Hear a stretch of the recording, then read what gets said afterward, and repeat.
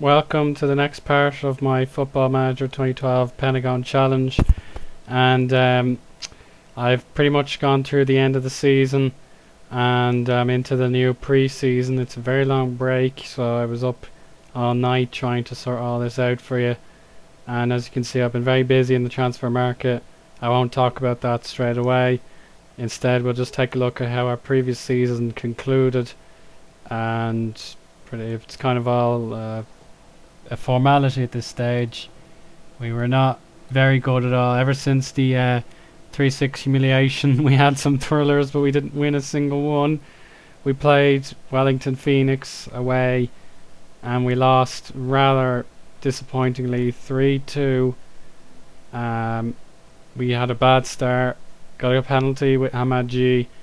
Then Wellington Phoenix just took command of the game, and they just had no problem with that. Then we got a nice little consolation later on, but they had a bit of a problem with our players. Hamad G and Scott Chipperfield picked up minor injuries. Then we had another epic against the Newcastle United Jets. Francis Jeffers was our thorn in the side again after a good start. Then the drama ensued. 2-1 at half time. We got Dylan McAllister on the score sheet. Then, would you believe, we got an 88th minute penalty. We missed it, and then they scored in the 94th minute. I mean, how is your luck? Absolutely embarrassing. And then Perth Glory, 5-4 defeat. So that was another amazing game. It could have been so much different. We had Billy Mehmet, the Irishman. He scored within 3 minutes. Hamad G made it 1 apiece. Miles Sturovsky, 2 goals in quick succession. Ben Halloran got 1 there. Andre Zinho, that made the score 4-2 at half time. Joel Porter got us within 3-4 just after Hamad G missed a penalty. Like, for goodness sake. Straight red card as well. We missed penalty. Again, I just don't know what is going on with this team. We'll have to practice those over pre-season. We were then dead and buried when Travis Dodd made it 5-3, but fair play to Dylan McGowan, he got 1 back, but I just can't believe this sort of stuff. Absolutely immense, but we're in the wrong end of it. And finally we had a bit of luck. We defeated Brisbane Roar by a single goal. Hamad G was the person on target there. So that was the end of our season. We'll just see how the league ended. 2011-12. Yeah, there we are. 8th place, 7 wins, 7 draws, 13 defeats, and a negative 10 goal difference. That'll have to change. Now, what I just didn't get was Perth Glory are called the holders, yet the Newcastle United Jets won the grand final. I'm not too sure how that works. Maybe there's no way they allow you to lose the league, but you still play in the grand final, as you can see. Yeah, I need to get a bit of help from some A-League supporters. Whoops, that's my notes. Yeah, I'll just need to get a bit more information about the A-League, because I don't understand how this works. Maybe it's a separate thing. Yes, the Newcastle United Jets are the holders of the final series, but that might be another route into the Champions League rent. But anyway, what I really want to talk to you about is the transfers, and I have been extremely busy with my time. I released Dylan McAllister, Severino, Glenn Moss, Samuel Gerberwaite, Taj Munition, Zachary Anderson, Chris Broadfoot. I sent Gerard Tyson, and I sent him on loan. I also got Adama Traore out on loan, and I sold Maceo Rigters to Ipswich on a free. His marquee contract was just driving me nuts. I just wasn't playing well. I just got fed up. So this is what I've done to fill the gaps and increase the quality. Let's start with a €120,000 purchase, Jason Spagnuolo. We bought him from lower league team Adelaide City. I'll discuss how I got him in just a moment, but you'll just want to see how our team will look. I got Richard Kingston on a free transfer.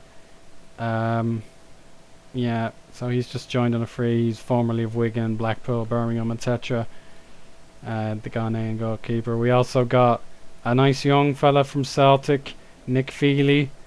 Yeah, had to get plenty of Australians into the squad, and delighted that I got him on a free. He's looking very neat indeed as a backup goalkeeper. Next up, another foreigner. We have Matej Mavric. He was released at the end of the season by Cap Fondre SV 1919. I think they're an Austrian team. Yes, I'm correct. I like their crest though. Pretty cool. Hopefully he can help our defensive frailties. Bit of a toughie, like 3k per week, but he's not a marquee player, so that's not too bad. Our next signing was a bit of an unusual tactic. I went for Naum Sekulovsky. He's declared for the Macedonian national side, but he is born in Melbourne, so he doesn't count as a foreign player, which is great news. He's back up for the left side of the field. He can play anywhere, just like Scott Chipperfield, but because Adama Traore is a foreigner, I sent him out on loan to South Melbourne. Hopefully he'll gain his Australian citizenship, because I don't want to lose him. Like, it's really tough getting a left back in these leagues, and he's just got 974 days to go to becoming an Australian national.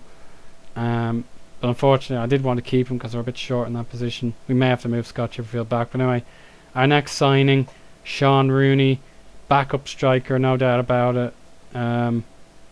He was bought from Deltras for €40,000. He's got an okay scoring record. I'm not going to rely on him as a top striker, but you never know, he could impress me. My next signing was a nice Koo Hair from Newcastle United.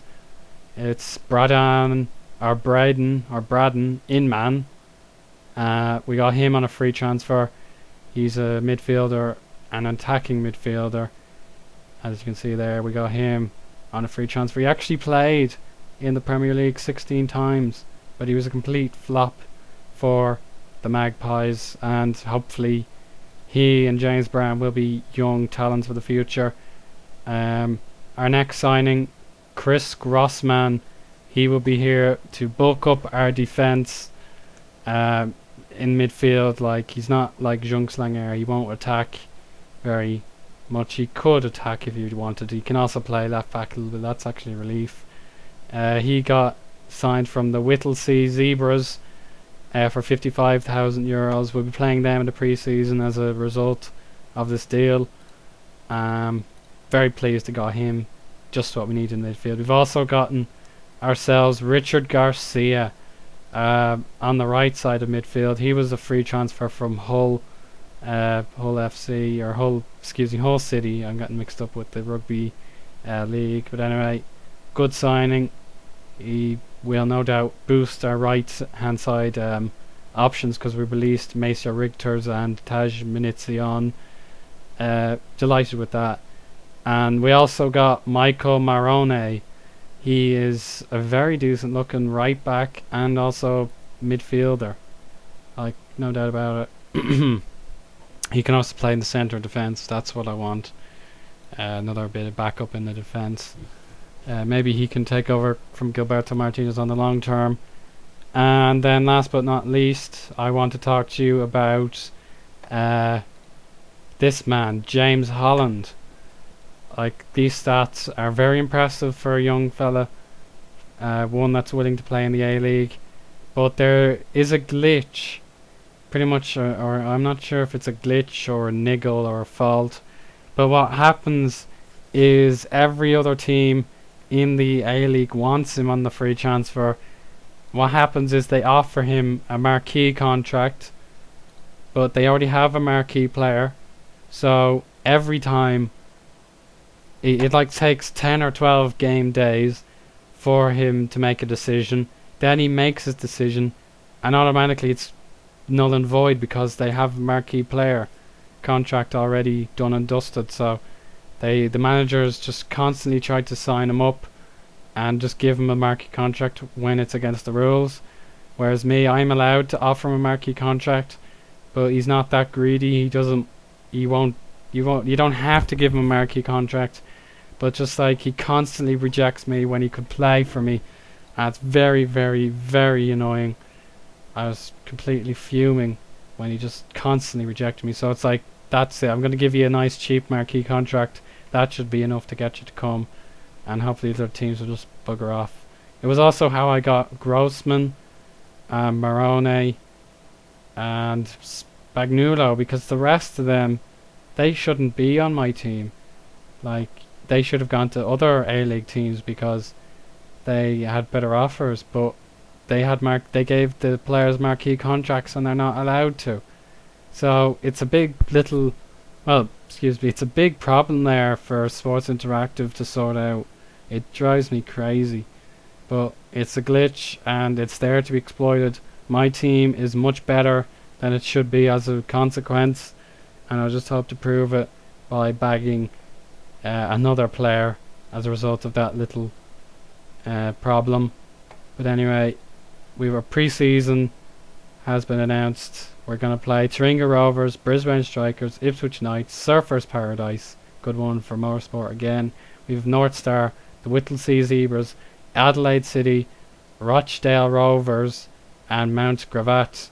And our first game of the season, hopefully they won't be as exciting and me ending up in a defeat.